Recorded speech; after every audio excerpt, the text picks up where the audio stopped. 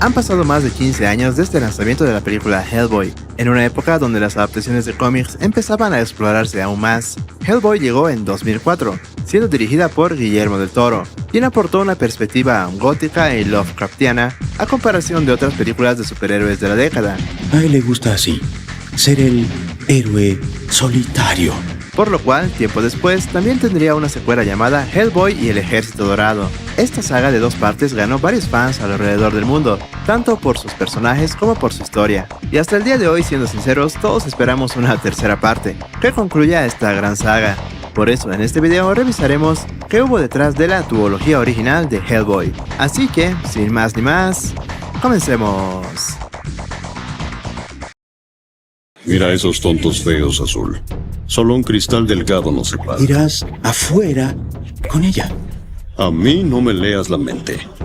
No tengo que leerte la mente. Eres simple. Esto quizá no lo sabías, pero no todas las adaptaciones de cómics a la gran pantalla pertenecen a Marvel o DC. Por ejemplo, Hellboy pertenece a Dark Horse Comics y fue creado por Mike Mignola, quien había desarrollado un estilo oscuro y expresivo mientras trabajaba en títulos para Marvel y DC Comics, allá por la década de los 80s. Su primera versión de Hellboy apareció en un boceto en 1991, y Mignola inicialmente no tenía la intención de hacer nada serio con el concepto, pero lo que sí admitió fue que le gustaba el nombre de Hellboy. La primera aparición del personaje fue en el Dime Press cuarta edición, en lenguaje italiano en 1993, el cual después aparecería en la San Diego Comic Con en los Estados Unidos, aunque como notarás por aquellos años, la apariencia de Hellboy no era la misma a la que conocemos hoy en día. Finalmente el personaje hizo su primera aparición oficial en Next Man volumen 21 de 1993. Tiempo después, Mignola se interesó por hacer su propio cómic, ya que sintió que tenía más sentido crear sus propios personajes para las historias que él quería contar, en lugar de tratar de calzar sus personajes en otros universos. Yo lo haría. Inicialmente creó Hellboy como una parte de un equipo de 5 personajes, pero descartó esta idea cuando se dio cuenta de que se le hacía difícil crear un nombre de equipo. A pesar del tono apocalíptico de Hellboy y sus imágenes oscuras, la serie también tiene momentos graciosos, ya que el gracioso ingenio de Mignola infundió a Hellboy una actitud desenfadada. Hasta el día de hoy, Hellboy es un personaje muy conocido en el mundo del cómic y llegó a ser una franquicia con su propia novela gráfica, juegos, películas y hasta un juego de mesa.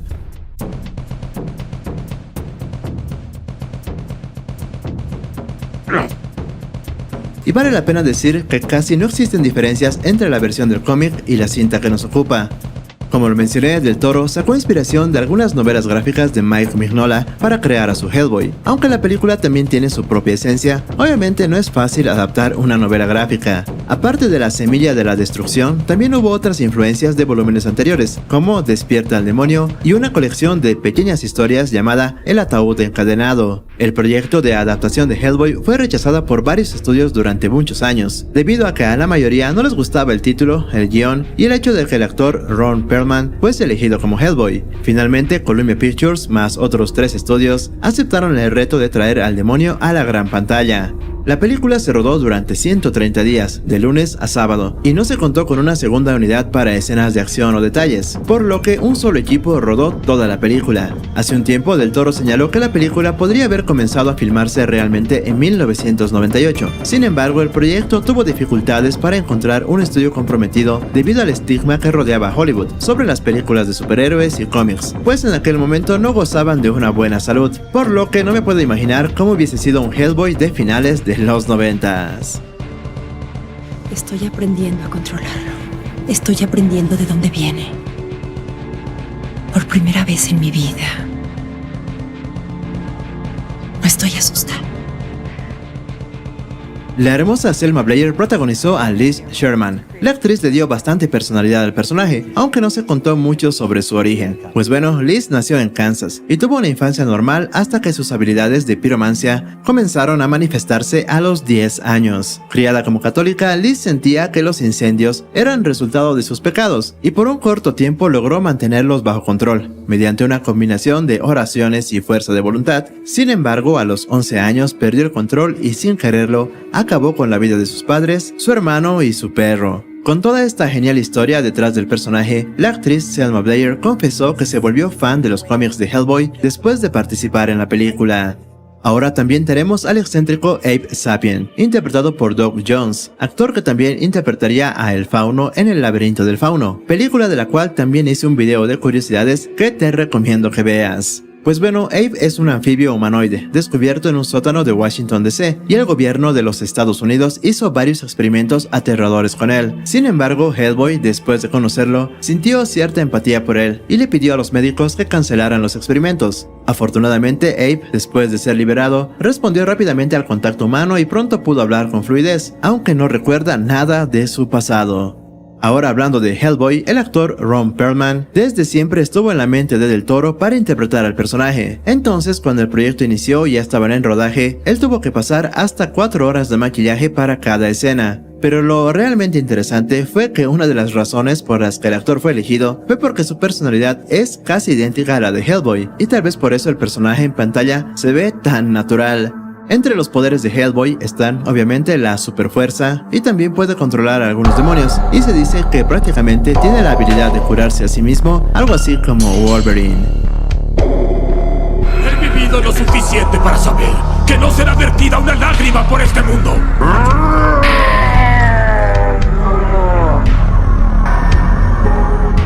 Para la producción fue todo un reto dar vida a todos los personajes y todos los escenarios, y se utilizaron muñecos animatrónicos junto con prótesis faciales para todos los personajes, especialmente con Doug Jones, quien tuvo que pasar varias horas de maquillaje para prácticamente todo su cuerpo, y tal vez este maquillaje sea el más recordado de los 2000. Afortunadamente el actor era bastante delgado, lo que le dio algo de delicadeza acuática al personaje, pero Doug no fue el único que tuvo que llevar un maquillaje completo, pues también estaba el personaje antagonista Carl, protagonizado por Ladislav Beran.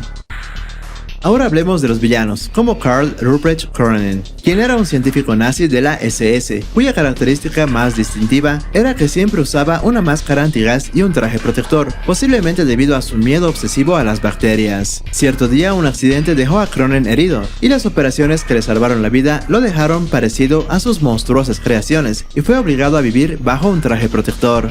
Tal vez su origen suene algo simple, y es por eso que el director Guillermo del Toro expandió más la biografía de este personaje para la película. Por otro lado tenemos a Grigory Rasputin, quien de joven se hizo consciente de un gran poder dentro de él, como la capacidad de curar enfermos y también ver el futuro.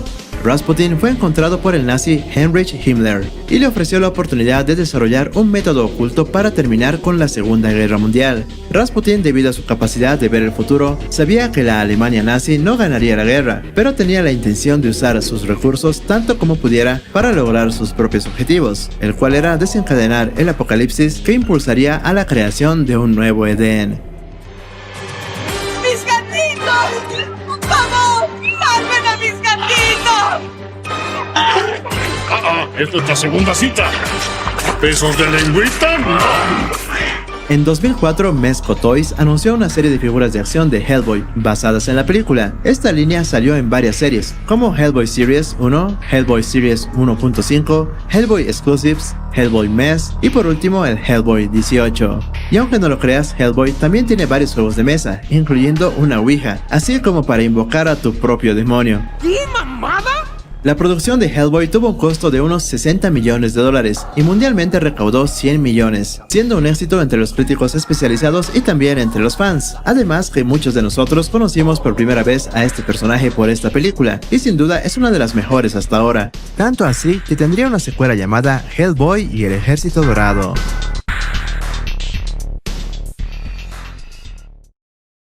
Lárgate al sur. Sí, sí, venga conmigo, Alteza. Y a ti. Solamente quiero decirte algo.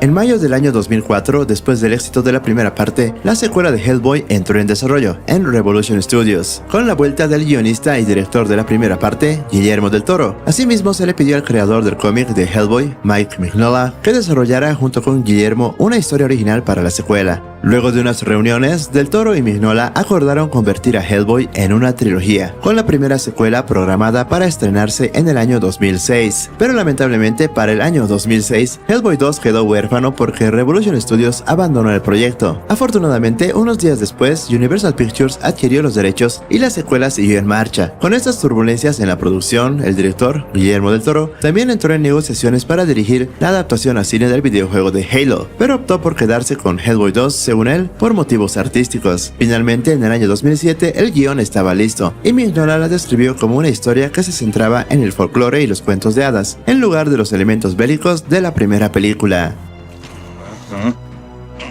Son las últimas. Mírala. La encontré azul. Cuando una mujer está enojada por algo, pero en realidad está molesta por otra cosa, no puedes preguntar, porque se va a enojar si no lo... ¿Me entiendes? También revisaremos la historia de los otros personajes, como la princesa Nuala, quien según la historia estuvo en contra de reactivar el Ejército Dorado, por lo que se mantuvo al lado de su padre, el Rey Valor. En la cinta, Nuala y Abe desarrollan una peculiar conexión que muchos de nosotros hubiéramos querido ver un poco más. Jamás había conocido a alguien como tú.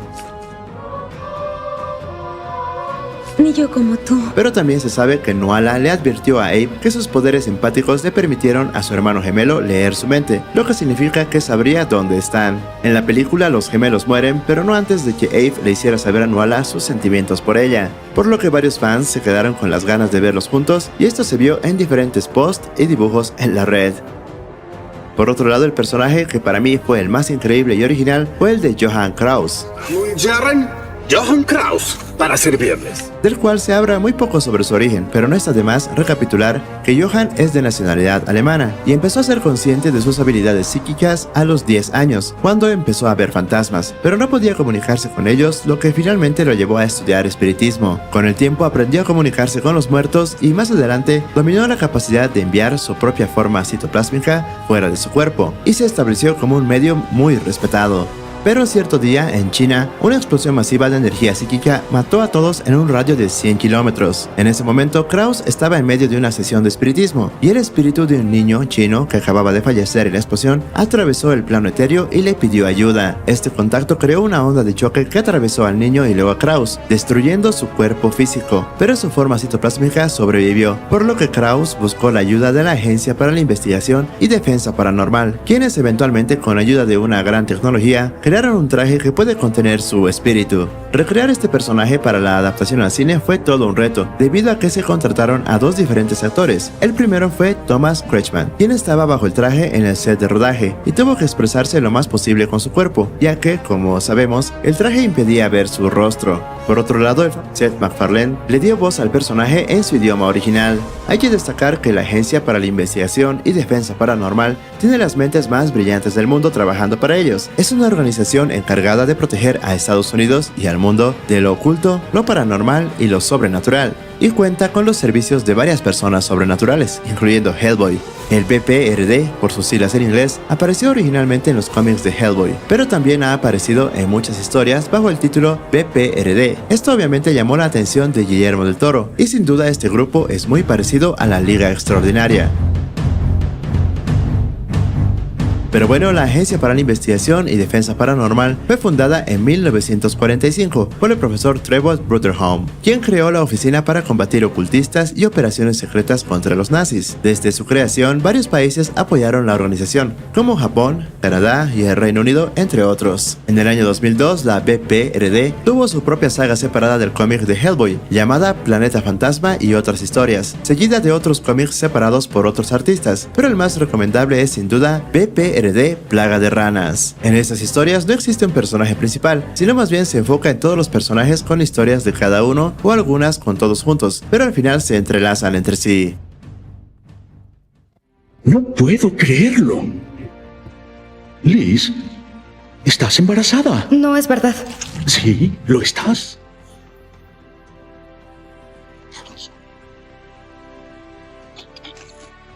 En este film se nos presentan a varios personajes nuevos, como Nuada, Nuala y el Ángel de la Muerte, entre muchos otros. Pero obviamente en este film, el pilar principal es el famoso Ejército Dorado, idea original de Mignola. Este ejército es, esencialmente, una fuerza de 4.900 soldados creados por goblins, trolls y elfos, para una eventual guerra contra la humanidad. Este ejército permanece dormido hasta que sea despertado por el poder del príncipe Nuada, quien llevaría la corona de Beth-Mora. El clan Beth-Mora es originalmente conocida como los Hijos de la Tierra. Originalmente el príncipe de la corona es Nuada Silverlands, protagonizado en la película por Luke Goss. Después de que el padre de Nuada desactivara el ejército, este se autoexilió para un día tomar el control del mismo, ya que es el último guerrero de los elfos, y tiene una hermana gemela llamada Nuala, y ambos son hijos del rey Valor. Sin duda esta historia es bastante interesante, y Del Toro junto con Mignola trabajaron muy duro para dar vida a esta historia, creando varios bocetos y diseños del escenario, incluyendo las grandiosas criaturas que vemos en el film, y todo esto hace que Hellboy 2 sea una película muy entretenida de ver, especialmente por su lado artístico y místico. ¿Qué sucede? No, es viernes. Muy fácil. ¿Cómo puedes decir eso? Todas son tus cosas. El mismo CD en LP. No puede ser. Tengo que irme. Todos tenemos que irnos. Es una emergencia. Para los fans de la película se lanzó un compendio con el arte del film, y sé que muchos de nosotros quisiéramos tenerlo. Este contiene información sobre las criaturas, escenarios y un poco más del lore de esta magnífica historia. Desafortunadamente para nosotros, Hellboy 3 nunca llegó, primeramente porque en el año 2010 Del Toro estuvo en negociaciones para ser parte del proyecto del Hobbit, pero también hubo rumores e intenciones de una tercera parte, pero Del Toro también mencionó que el costo de la película sería muy alto, y varios estudios no quisieron financiarla. Incluso se supo que Mignola intentó hacer una tercera parte por su cuenta, pero el actor Ron Perlman dijo que no volvería a no ser que Del Toro esté como director. Pero de todos modos, aquí te tengo un poco de la idea de lo que habría sido Hellboy 3 según Guillermo del Toro. En esta tercera parte, Hellboy finalmente aceptaría el hecho de su destino inevitable, que es el de convertirse en la bestia del apocalipsis, pero él y Liz utilizarían esta fuerza para poder defender a la humanidad de un eventual villano, pero al mismo tiempo Hellboy se convertiría en un ser mucho más oscuro, y se barajó la idea de un sacrificio de parte de Hellboy. Este hubiese sido un final bastante interesante para la saga que muchos de nosotros nos quedamos con ganas de ver, debido a que Hellboy fue rebooteado en el año 2019, con una nueva película que ni de lejos superó a la primera duología.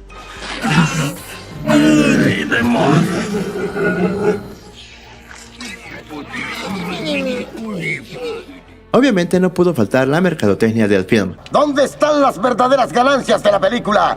Este contó con una línea de juguetes de colección basados en el mismo. A esto también se unió el desarrollo de un videojuego llamado Hellboy, la ciencia del mal, para PlayStation 3, PSP y Xbox 360, del cual podríamos hablar más a fondo en otro video. Pero bueno, si quieres saber más sobre la película, también te recomiendo la novelización oficial de Robert Greenberger, donde se ahonda mucho más en los detalles que mencioné en este video. No lo sabía.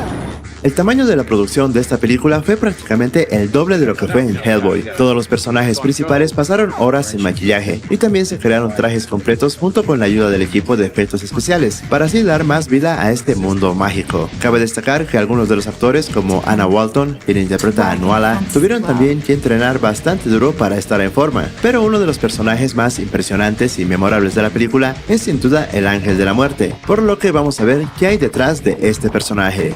Pues bueno, durante años, el Ángel de la Muerte residió en las ruinas de Beth-Mora, esperando a un Hellboy moribundo, mientras la Agencia para la Investigación y Defensa Paranormal buscaba al Ejército Dorado. Liz también buscaba sacar el fragmento de la lanza del príncipe Nuada del pecho de Hellboy. Si bien el Ángel de la Muerte es indiferente a la difícil situación de Hellboy, solo le salva la vida después de que Liz elige a Hellboy para vivir, a pesar de que le advierten que sufrirá más cuando Hellboy lleve a cabo su propósito predestinado, que es el de desatar el apocalipsis.